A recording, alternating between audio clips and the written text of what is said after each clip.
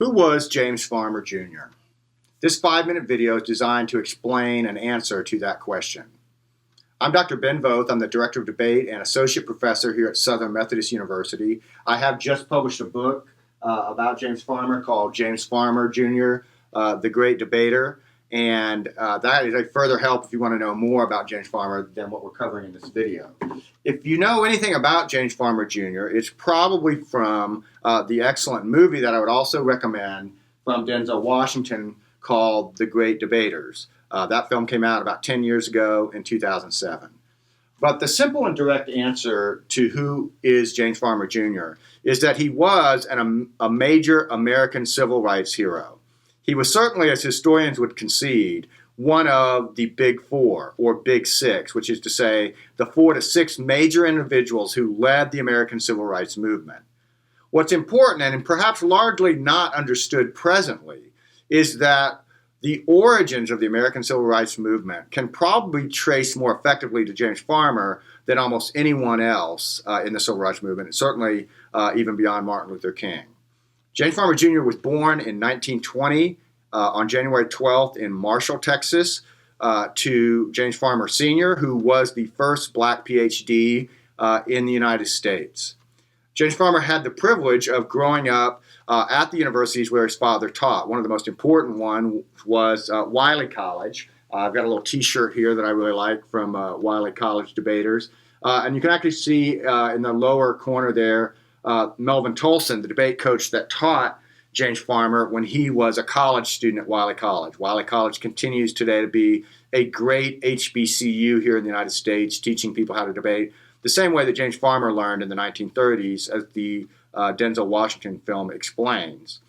But when James Farmer Jr. completed his college education, ultimately at Howard University, where he got a Methodist divinity degree, his father asked him a question that a lot of parents ask kids at graduation. He said, "What are you going to do with your education?" And James Farmer responded with 2 words: destroy segregation. So can you imagine in 1941, a 21-year-old black man saying he's going to destroy segregation? The incredible story is that James Farmer Jr. did just that. And it's that accomplishment that ought to draw all of our attention today in 2017, even as we look at serious questions in our present society about racism. James Farmer Jr., between 1941 and 1967, accomplished exactly what he told his father he would do, which was to destroy segregation. It's important to understand what segregation is in order to understand what he accomplished. Segregation is the legal, formal practice of racism, which is to say what we usually refer to as the Jim Crow laws.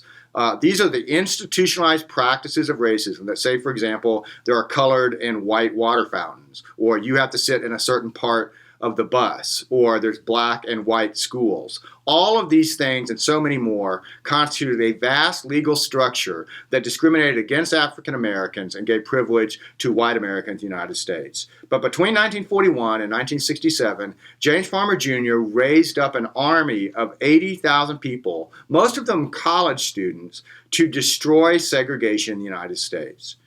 Beginning in 1942, James Farmer Jr. led in Chicago the first nonviolent sit-in against segregation at a small restaurant called Jack Sprat that was not very far from the University of Chicago, where, ironically, we will have the first presidential library for the first African-American president, President Barack Obama.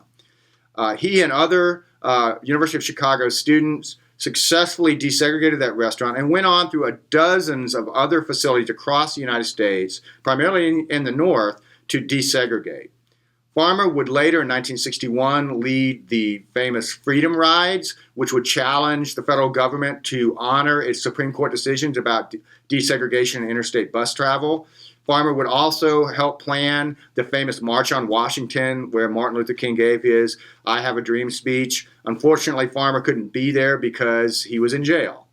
Farmer also helped plan the 1964 Freedom Summer event that led to the killings of Cheney, Schwerner, and Goodman, and were decisive in passing various Civil Rights Act through Congress.